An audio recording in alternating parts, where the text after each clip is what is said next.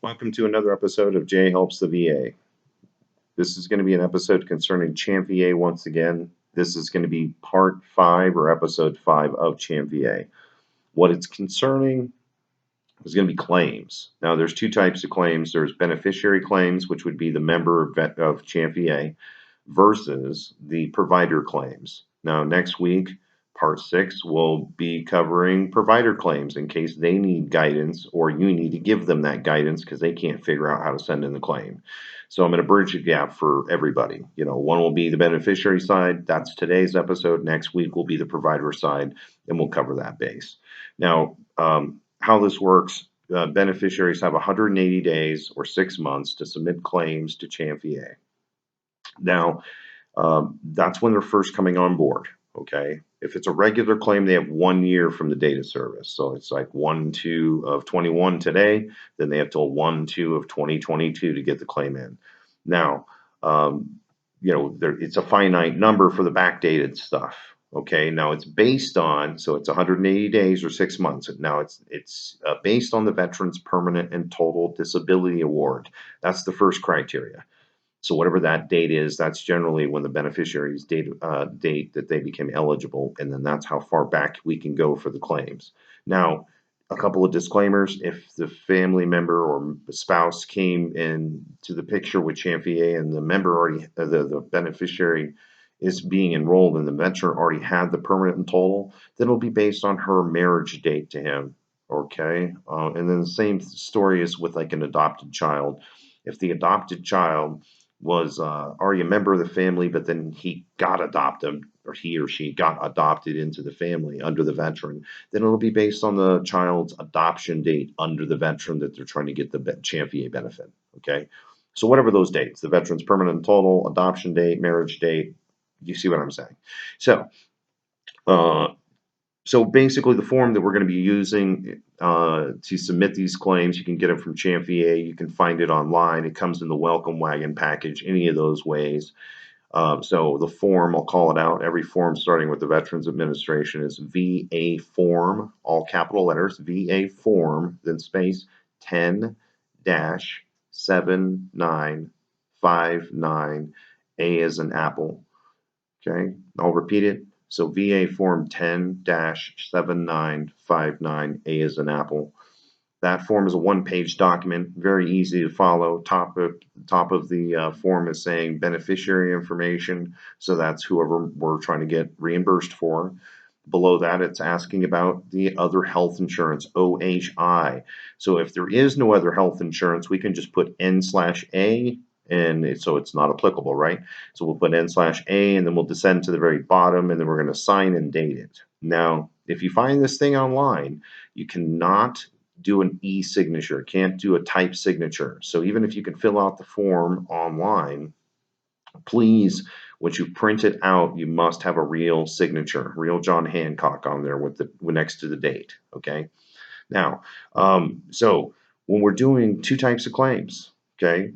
So just to make mention, if it's a prescriptions, if there's a primary insurance, unless that if we're just doing the prime prescriptions, all we need is a printout from the pharmacy. Okay, it's going to tell if there was a primary insurance and if they paid or whatever, and what would have been the copay, so we can do the simple math. Okay, if there was no primary insurance and it was just you were just paying the money out of your pocket, then CHAMPVA is going to reimburse you up to the allowable amount on whatever the medications are.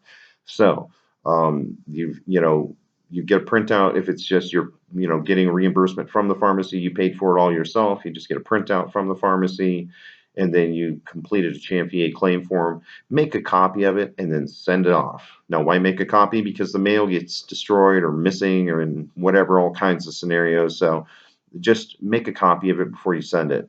That being said, now if there's a doctor's claim or a hospital claim, different scenario. Those are going to require supporting documentation.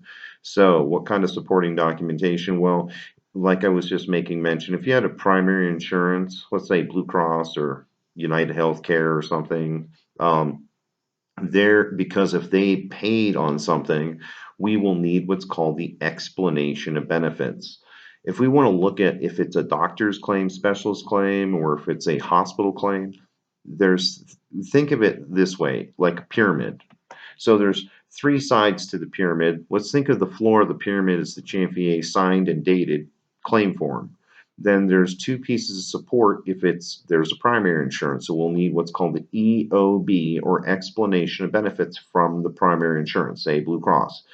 Now, why do we need that? Because it tells what they paid. So we're not mind readers, so we need that support to tell us what the primary paid, so then we can subtract from that what would be the copay that was met by the beneficiary making the request.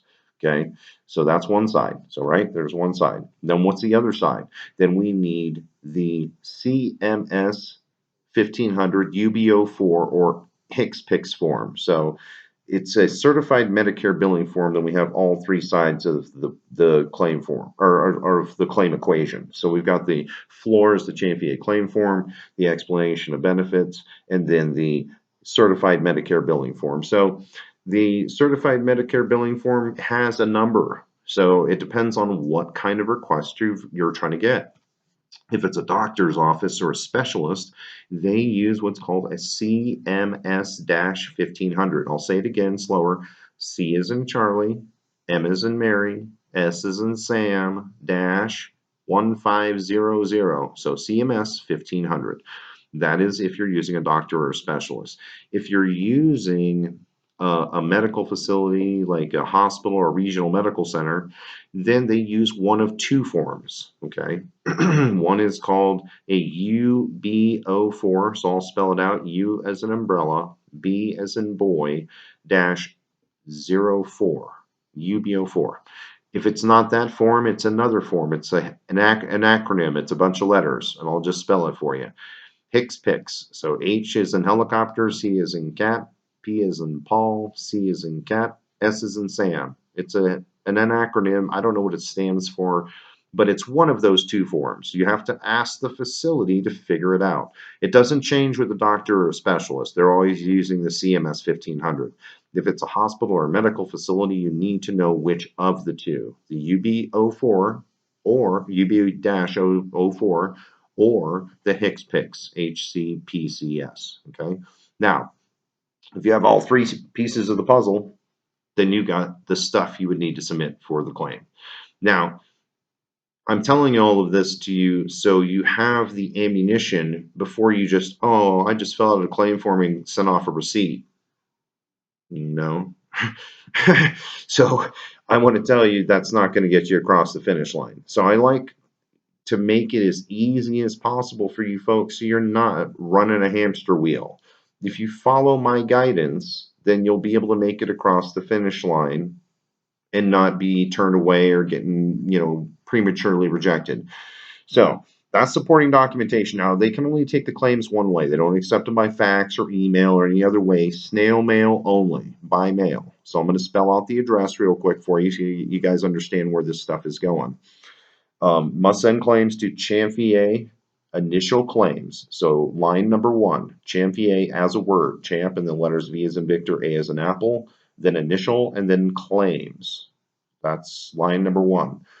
Line number 2, P.O. Box 469064. So that's line number 2.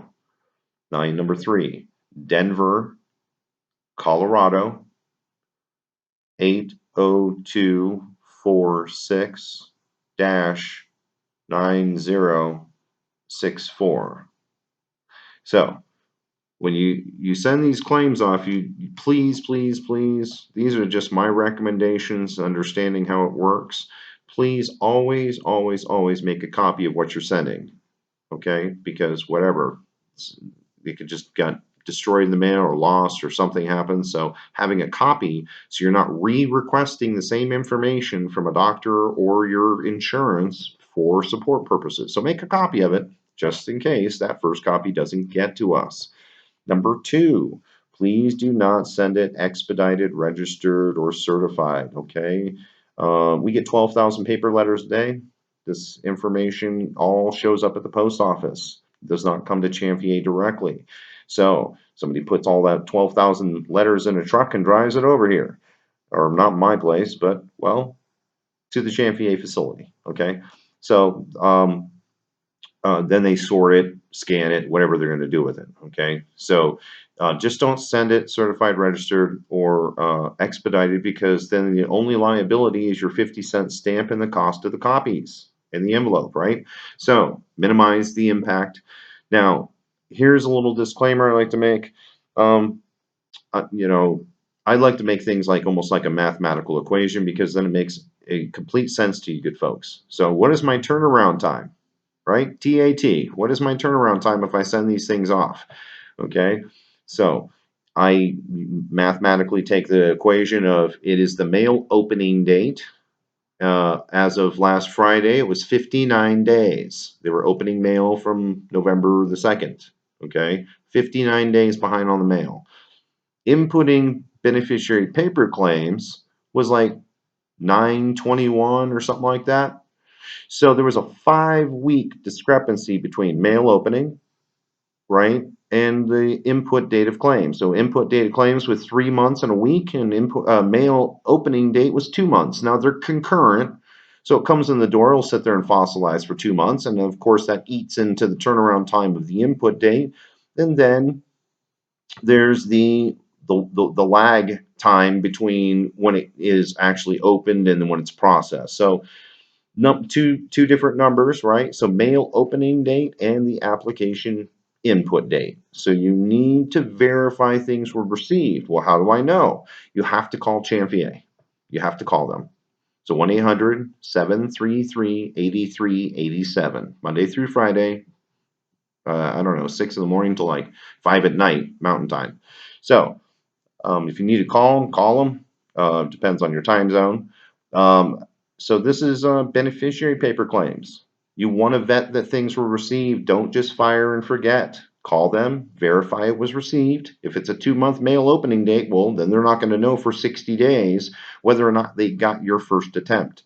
So keep that in mind. I'm sending it. It's 2 months. I'm just telling you what it was last Friday. It could be a different date on Monday. So that's a rolling number and is concurrent with the application input date. So keep that in mind. As always, representing Team River Runner, and right behind me, there's little stickers helping veterans on the river to recovery, those with PTSD, missing limbs, other disabilities, service-connected disabilities. It's helping veterans get into water sports, so like kayaking and stand-up paddleboarding and rafting and all kinds of stuff, at no expense to the veteran. 60 chapters, 50 states. It's very user-friendly. I'm trying to put it out there for everybody to know, so all veterans can share with other veterans, and we can increase our visibility for the organization. Once again, I'm Jay. Jay helps the VA. Going to close it out. We've got another episode next week. That'll be provider claims. That'll be CHAMPVA episode part 6, right? Many more topics coming through the pipeline. Just stay tuned. Once a week, I'm getting these out there. So Happy New Year. Thanks for checking me out. Like, subscribe, share with your friends.